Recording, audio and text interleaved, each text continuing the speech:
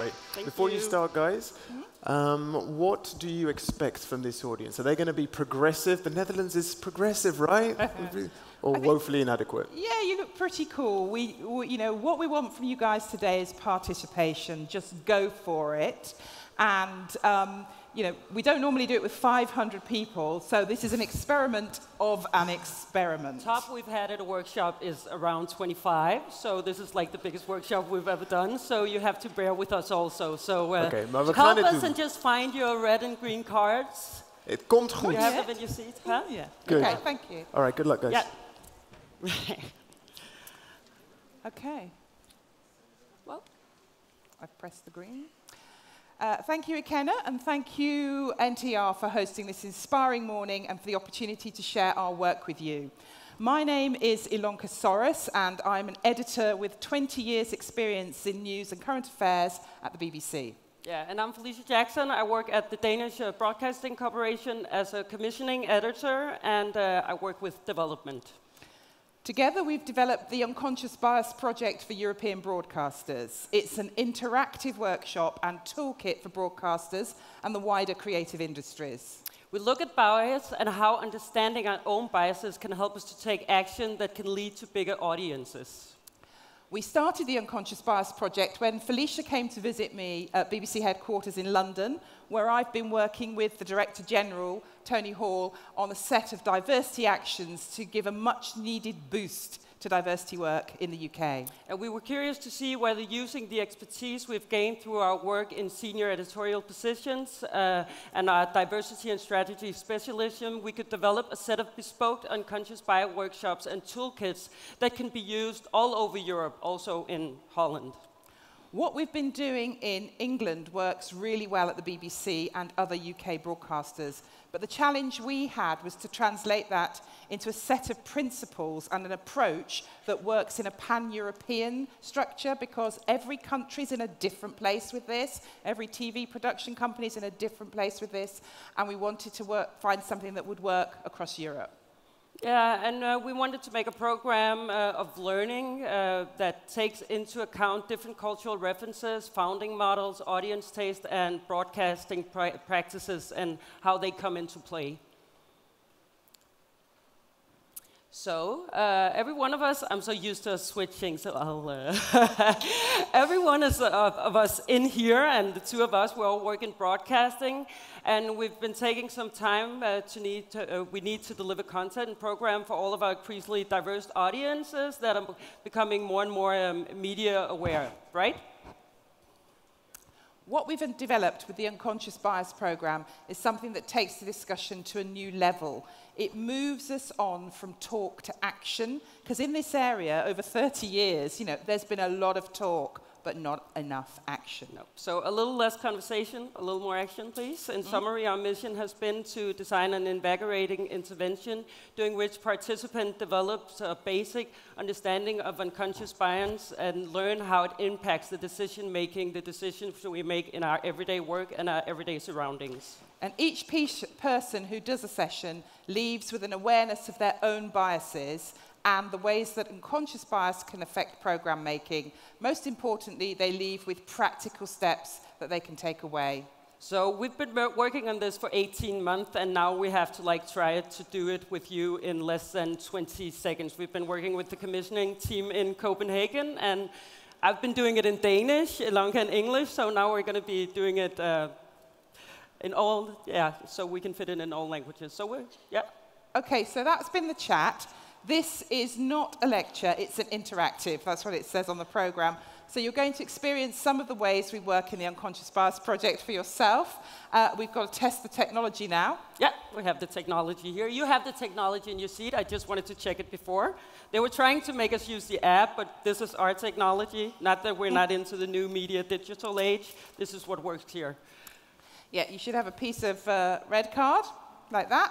Yeah, okay, can you hold it up? Let's see that. We've got to get going. Energy. Great. And you should have the green card, and you do it like this. Great. I can see the technique works. So we're going to try some really simple exercises. Okay. So there's an old saying that you can divide the world into two types of people. There's the cat people and the dog people. So if you're a cat person, if we look at the next image, you will be happy to see that. You'll be floating, thinking back on your cat at home, maybe a cat you had when you were little, you know, the cat waiting, sleeping by your pillow. It's really cute, right? Aren't they cute? Yeah. Okay. So, if you are, this is for the dog people. Whoop, whoop, for the dog people. Man's best friend. People who like dogs like the intelligence of the dogs, right? They like the fact they can sit up and do tricks and beg and roll over, all that kind of stuff. So, cat people? So the thing is, we all have our preferences, and every decision we make go through it during the day is made in a split second by processing these. People with biases towards cats, hold up the red card, let me see. Red card. Red card. Cats, Cats. red. Cat people. Okay. Yes. And people with a bias for dogs. Keep your cats up. Cats up. Bias for dogs. Green. Well, what does that tell us? This is about, what, 50-50? Yeah, 50-50. That's good. Now, if we were program makers, all making cat and dog programs, actually, cat and dogs might get, oh, are you trying to say you've got a bit of both going on? Would get pretty much an equal preference. Having preference is a normal part of human life. There's real science behind this, okay? It's actually in our DNA. There's a physiological phenomenon that triggers our development of biases and preferences. We'll keep coming back to the science, but we've done the dog and the cat people bit, so that's okay. Felicia. So it's interesting. So none of us are born cats or dogs people. It's something we learn, either an experience we have over time or something that someone tells us is the right thing to like. So we need to move on now to the next image. Okay, so we're going to do another experiment now. This one is about, this is one that we run in our exercises. And we need to move forward in our slides, please. Yeah. So we've designed this specifically for people in European broadcasters, for people working in our industry. It's rooted in the experiences of people working in newsrooms and production teams as senior and hiring managers. So we're program makers like you, and the whole project is built on wanting a bigger audience, connect with the young audience, the audience that Jamal really has in the digital space also. Yeah, we don't care what your biases are. If you take part in a workshop, you don't have to share them, but you do have to acknowledge them to yourself.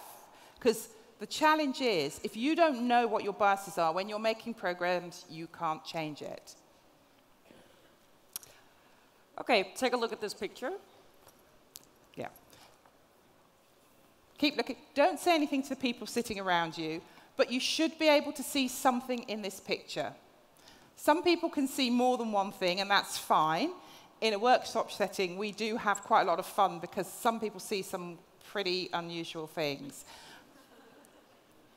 So, to save time, usually we would say, what do you see in the picture, and ask people about that, but to save time, we're going to call out some of the most common things that are seen in the picture. So if you see what we call out, technique, green card, and if you don't see what we call out, red card, okay? So if you can see old man with a walking stick, hold up the green card, concentrate. Old man with a walking stick. Most people who see him, you can see him up here in the left-hand corner at the top. If you can't see him, and most people here can't see him, don't worry. Some people see it.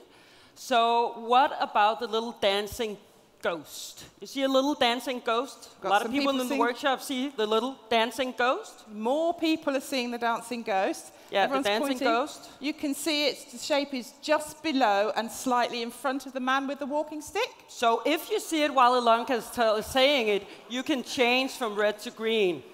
Thinking about Casper, the friendly ghost. Maybe you saw Casper as a child. That's how I found it. I see the ghost. So, cat people out there. I know we have 50% cat people in the room. Do you see a couple of lions or a tiger? Yep. Green cards up if you see the lions or tiger. You see the lions and the tiger? Actually, Yes. more people see the lions and the tiger than anything else. Yeah, we also have dog people seeing the lions and the tiger. Yeah, so they're in the foreground, behind the others at the bottom. Thank you. So, and this is the most common one. Do you see the spotted Dalmatian? Do you see the dog? Everyone sees the dog, come on. You don't see the dog? Yes. Yeah, I knew it. Yeah, this everyone is the sees one the dog. that Okay, for those who didn't see the dog, show us the dog. Yeah, There's here the we go. dog. Right, you see saw it it, here. right? Okay. Of course you did. The thing is, though, there is no dog. Most Nope. people saw the dog. The green Yeah. one. Let's go back. Yeah, You see the dog? Oh, in the snow? it's there. There is no dog. There's no tigers. There's There's no ghosts. spotty dog, there's no tigers, there's no ghosts, there's no nothing. This is just a fiction of images. It's just random images put in. Yeah. It's a random collection of dots. Okay? But what's even more interesting is that now that I've shown it to you, you can never unsee it.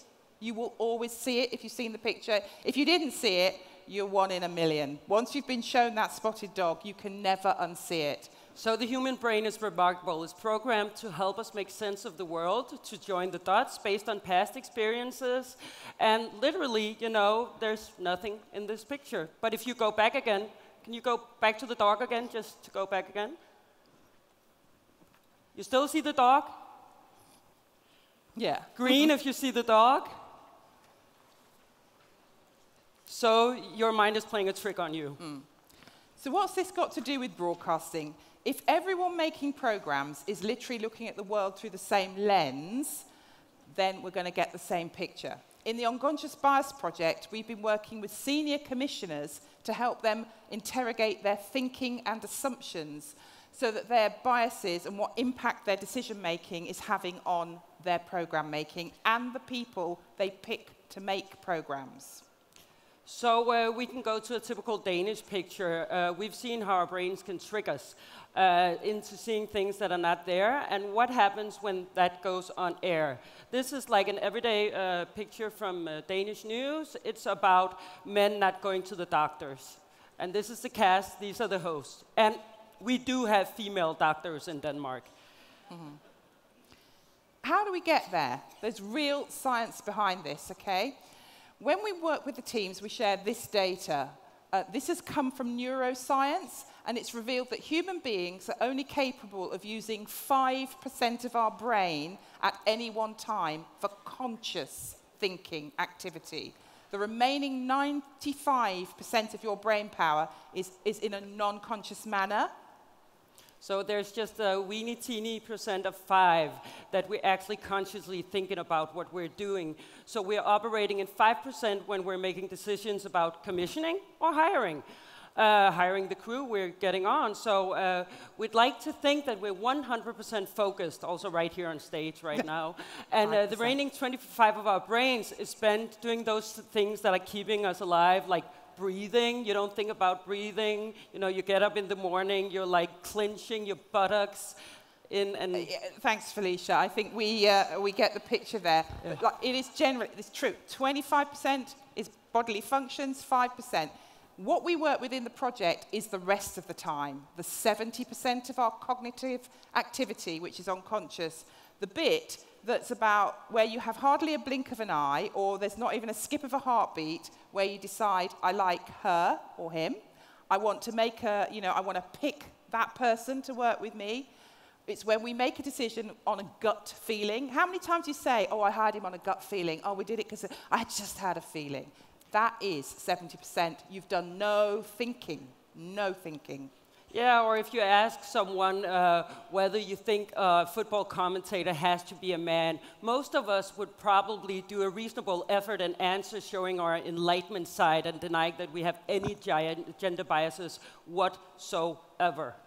Because we've been brought up in a liberal Western community. The people of cultures, the people of us who've been brought up here, we've got a similar frame of reference, and we know that if the conversation turns to football commentator, if we say football is for men and it needs a man to comment on it, that conversation is not going to go well, okay?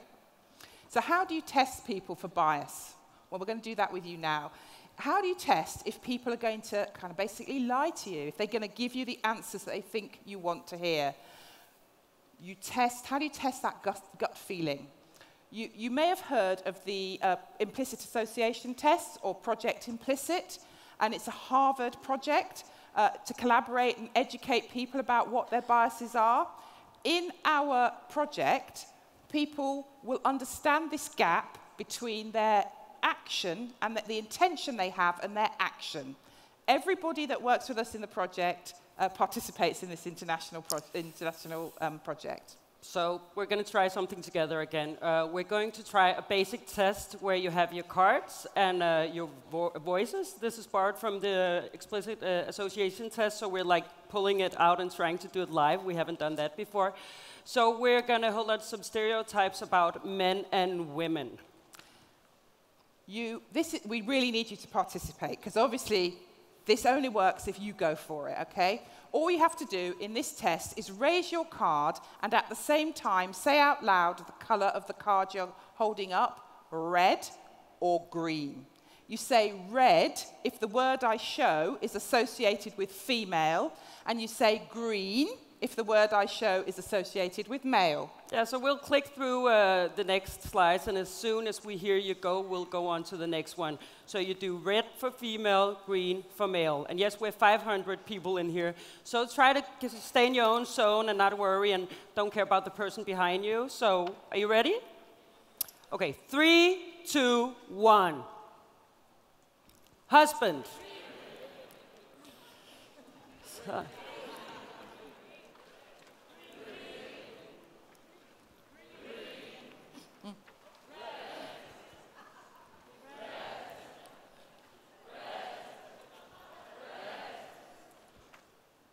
Yeah, well played, guys.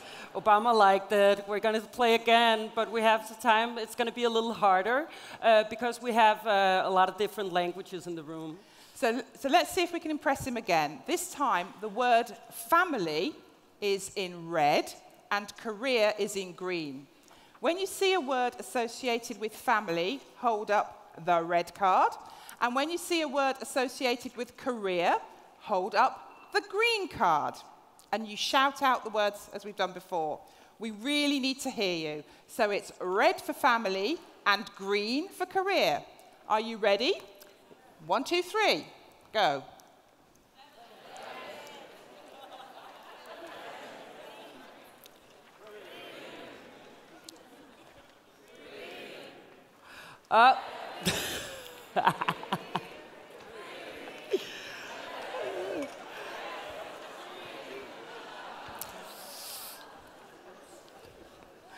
See, that was a little more tricky, but you still did a good job. And the idea is that we associate some words with family life and others with the world of our career. Right, for this next one, you really have to listen up, because we're gonna really mix it up now. And when you see a word associated with career, you're gonna raise the red card and shout female. And when you see a word associated with the family, you're going to raise the green card and shout male.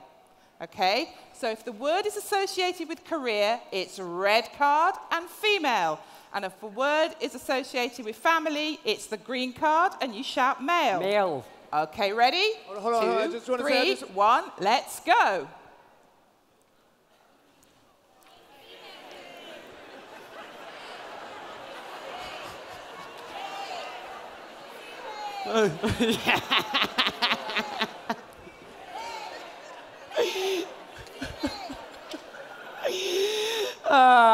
Yeah, that was not so good. But at least we got to get Barack Obama to laugh. I think he needs a good laugh with the presidential campaign right now. So. It's not surprising, though, that we made a mess of it. Because for those of us who've grown up in Europe, this type of imagery seeps through the culture. And it's hard to override. It's every day, drip, drip, drip, and we've taken it in over time. So we can do it, though, but this is why there's so much hesitation and stumbling, because our brain is saying stop, because remember 70% of our decisions are made in unconscious zone, but it's the conscious decision that wants to change our thinking from stereotyping to factual, from more conscious thinking. Yeah, it takes effort to think consciously. And remember, when we're at work, we're only using 5% of our brain to think consciously. We've got to put some effort in there. So what has really been powerful for our commissioning team in Denmark, and Elonka doing the unconscious bias workshops with us, has been understanding that even though commissioners, we're working hard to keep up with the changing audience taste and the changing of the demographics of the country, it's still, the unconscious bias still creeps in and has impact on our work, our cast, and all our creative processes. So in the workshops, we work specifically with broadcasting examples from the teams, and we support them to come up with practical tools to challenge their biases. So this is the promo shots for the last series of the Bake Off. You have that in Holland as well, yeah? The Bake Off, yeah? What do you call it in Holland? Okay. Okay. And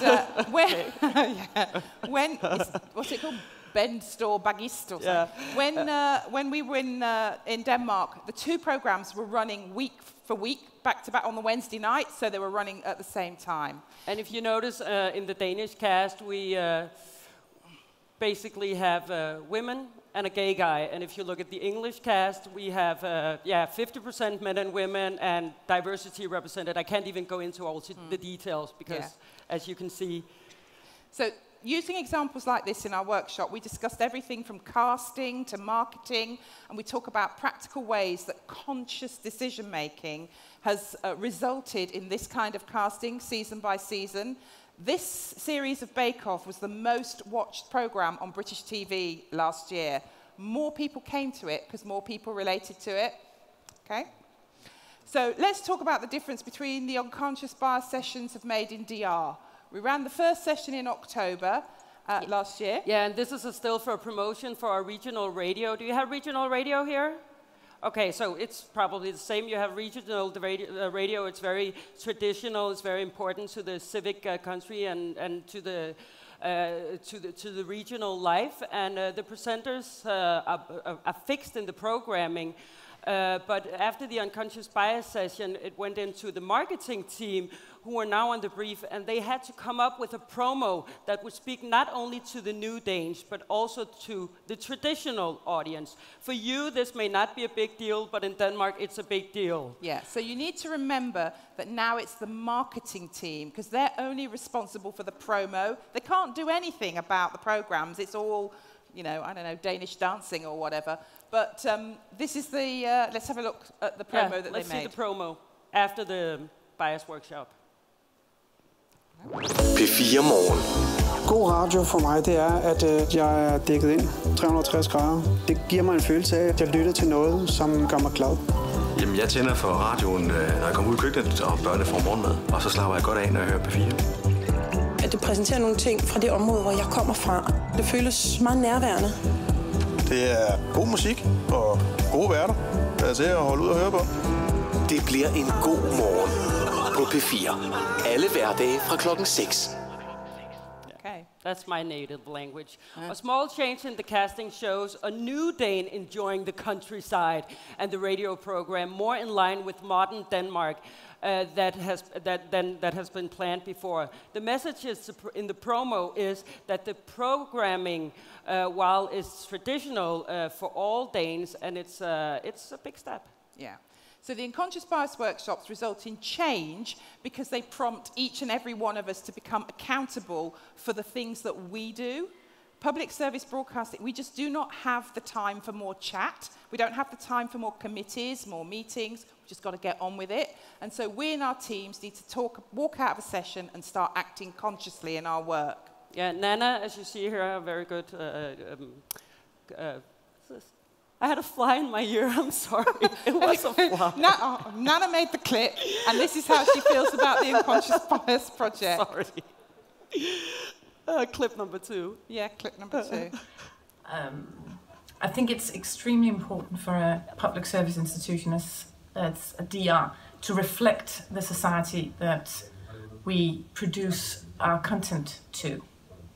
And after I have been to this workshop about unconscious bias, I've been extremely focused on doing that, reflecting a diverse cast in our promotion of our content to the Danish audience. We cast wider, we cast people who from different ethnic groups, from different ages and different sexes and different parts of the country, and it's extremely important to us that we reach a broad variety of people in our content. So, as I say, it's really big for Denmark because their population is changing so fast. In the Netherlands and in the UK, we've had different groups there for years, but for these guys, this is really new. So this has been a really big impact. Yeah, so being aware of your unconscious bias and taking action to work like Nana showed consciously is, and being more, it's like being aware that you need a healthy diet and only eating the foods that are good for you. But sometimes the gap between what we intend to do, so when we set out and we say, I represent all people in my programs, there's a real gap between our intention and the action that we take, because we're only thinking with that 5% of the brain, and so the workshops help you to think with the extra 70% that you don't need for your bodily functions. You see how you were struggling also? Okay. So we just want to say now, thanks very much for being such great sports. It's really difficult to do those exercises with 500 people. We've learned something. I hope you've learned something, and thanks for listening. Thank you. Great, thank you. Just stay on stage there for a second. That was great. Tell me, how much buy-in have you had from the program makers themselves? You can tell them. How much what? Buy-in. Support. Yeah, support. But we have support. They've been doing this. Elonka, I met Elonka because I heard about this project at the BBC, and they've been doing it all over. And then I think we've never had a diversity strategy in Denmark. So this was like the starting point. And after this, we have a steering group across the corporation, and it was like the starting point of seeing how necessary it was to have a strategy and have some action. So a lot of buy-in. I'm going to tell you one example. This week on the Danish X Factor, it was won by 2 young black girls. Yeah. They've never had any ethnic people on their X Factor before. We wouldn't have had finals. That was All like the for- joke on social media. We wouldn't have had finals if we had closed the borders. Wow. Yeah. So there's a lot of buy-in. Of course, this kind of stuff, it costs money at the end of the day. Dus it's definitely valuable. Dus ik vraag me af, meneer Frans Klein, jij bent natuurlijk president van alles dat heeft te maken met tv in Nederland. Wat vind jij hiervan? Is dit een goed initiatief? Oh, maybe you can stand up. Have a look at it. Ja, dit is een goed initiatief. Dat doet me ook een beetje denken aan een programma wat we recent hebben uitgezonden, Bureau Vooroordeel. Dus dan zie je ook heel duidelijk terug dat eigenlijk mensen in de basis vertrekken vanuit hun eigen vooroordelen. Dus dat is een programma, maar we hebben natuurlijk, we moeten de directie informeren. En, dus, ga je geld hierin steken voor een workshop bijvoorbeeld? Nou ja, dat doen we al. Kijk om je heen, zou ik bijna zeggen. This is a one-off. We need a sustainable program. Ja, misschien is het een one-off, over workshops gesproken. Maar veel belangrijker is dat we echt iets gaan doen in de programmering. Ja. Dus het is goed dat we hier vanochtend zijn en vanmiddag zijn, dat we erover praten. Maar veel belangrijker is dat we dingen doen. Ja. Echt doen en er niet alleen over praten. Dat betekent dat wij ook hebben gezegd, wij zijn even van de NPO, dat bij de volgende aanbiedingen van televisieprogramma's Diversity de belangrijkste selectie wordt. En dat gaan we dus gewoon doen. Wat doen is natuurlijk belangrijk, maar geloof je dan niet in een opleiding, soort van, de workshop, zeg maar? Nee, natuurlijk. Maar er wordt vanochtend ook wel heel vaak gezegd dat we er al heel lang over praten. En dat heb ik zelf ook de afgelopen 5 jaar gezien, dat we heel veel verschillende workshops hebben georganiseerd. Ik heb soms ook wel eens het gevoel dat het een excuus is om iets niet praktisch te doen. Dus laten we vooral ook laten zien, hoe zeg je dat? Put your money where your mouth is. Oké, good. Mooi eindigen. Ja? Dankjewel. And thank you too. Thank you very much. And we agree, of course. We don't know what you're saying. You might be saying.